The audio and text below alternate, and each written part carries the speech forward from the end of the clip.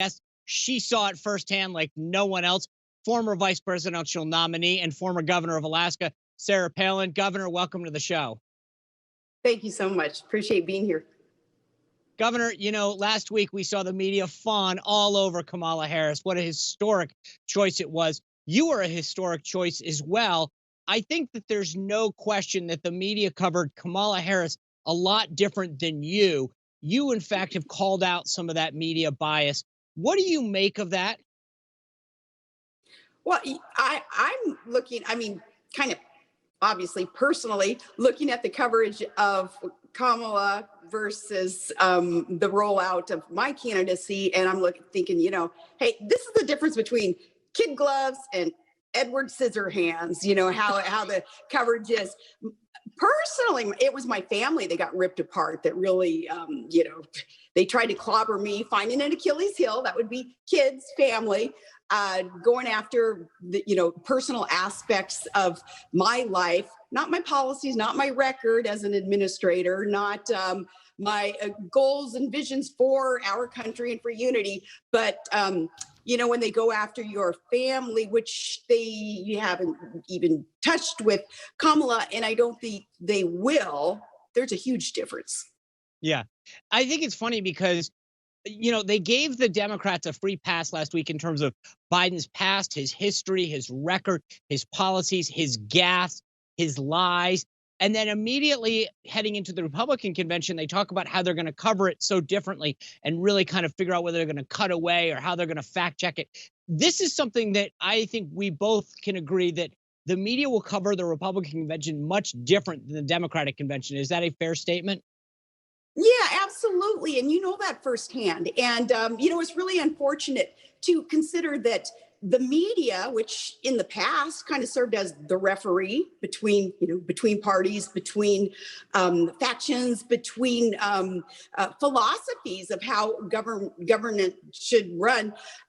It's a shame that the media as a referee has totally taken sides and has for some time now, because, then it's 2 against 1. There certainly isn't an even playing field, but that means that the Republicans have got to be more unified than ever, because in that unity is strength. When the Republican Party starts being divided, then, we crumble. Our positions are perceived as crumbling, and that's unfortunate. But yeah, it's a given. We know what we're going into, that referee, at least as considered in the past, the media, they're not going to give any kind of conservative fair shake. Governor, last week the Democrats rolled out a lot of minorities, a lot of women, trying to make this contrast that they were the party that represents them. What do you think the Republicans need to do this week to kind of get people to recognize that that's the party and this is the president that they should vote for? Well, I took last week's speaker lineup and what they talked about is a lot of politics, and a lot of politicians were they were trotted out, and they were the ones who were speaking on behalf of everyday Joe Blow American out here, raising our families, running our businesses, paying our taxes, as opposed to what the Republicans should be doing. And that's really portraying reality. And a reality isn't a bunch of politicians, and hopefully we don't have a bunch of just politicians speaking on behalf of making America great again, the not just the theme, but the reality of what President Trump has been doing for this country. Because, the average American, not only do they not have time for a lot of politicking, but it gets super annoying. So it gets shut off in their ears and in their mind, because it's really repetitive, and it's a bunch of BS for the most part, the politicking part of all this. So hopefully GOP is going to portray reality about positively impacted people that have been able to benefit from the tax cuts and the more economic freedom allowed all of us that has been, it's certainly been under the purview of President Trump.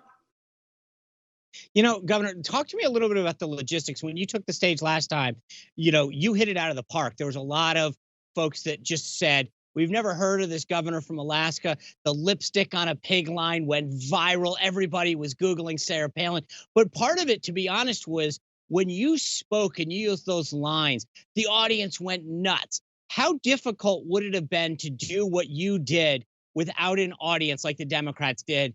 And how smart of it is it or not that President Trump is making sure that there's an audience there? That's a really good question. I haven't been asked that before. For me personally, well, one, thank you for those kind words about that speech, but it must not have been good enough because I've never been invited back, never been invited to a convention, never been invited to an inauguration, never been invited to a victory party. We've kind of invited ourselves to a couple of things, but so no, a lot of that machinery within the GOP hierarchy, they must not have appreciated much with what my little team and I have done because we were kind of, ousted from a lot of that, I don't know, whatever the machine does, but that's okay. Our time will come. But as for an audience, for me personally, it's all about who you are speaking to.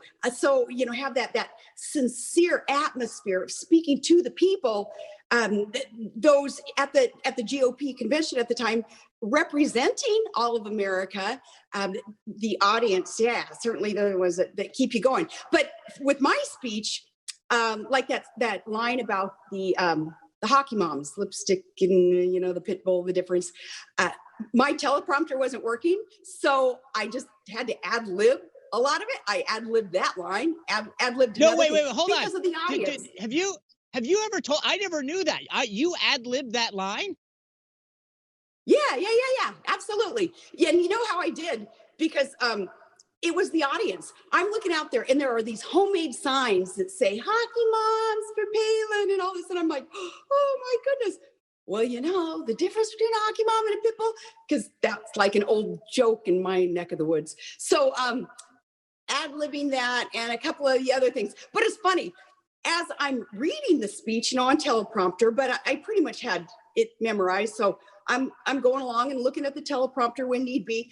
And then it stops, the bottom half of the teleprompter, you couldn't read what was coming up next or anything. I thought, is this kind of an indication of what is to come? And it was. So it would have been a heck of a lot harder. In fact, impossible. You would have never said the line if there wasn't an audience. That's a great point. So that was a God thing, right? I mean, there's always a reason for something. And through, my mind was going like, gosh, dang it, the teleprompter's not working, I kind of was thinking, what good is going to come out of this? But you're right. Got to throw out a couple lines that politicos probably wouldn't have thought of to write. Well, it worked, Governor. And I want to be very clear about something.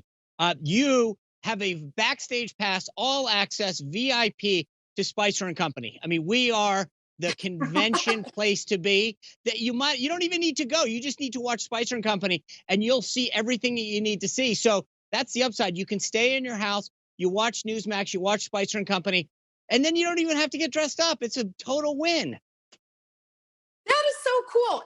And that is the beauty of here a decade later, more than a decade later, how things have changed, right? Because now we don't have any excuse, do we, as consumers of news, as those who want to be cognizant of what's going on so that we can place, wise, well thought out votes. We don't have any excuse because the news is out there. We can tune into you. We can hear truth. We don't have to just be stuck and relegated to what we used to be fed constantly. So people need to do their own homework, and a way to do that homework and allow for research to have already been done for us is to tune into you. Oh, that's awesome. Governor, thank you for sharing your experiences with us and really giving us some insight into what it's like being up on that stage. I appreciate it. Look forward to having you back. Thank you so much. Thank you. Newsmax TV is now America's fastest growing cable news channel. We give you the real news you need. So subscribe to our YouTube channel and give us a thumbs up. If you like this video, share it with your friends. Newsmax TV streams live on YouTube for free. Newsmax TV, real news for real people.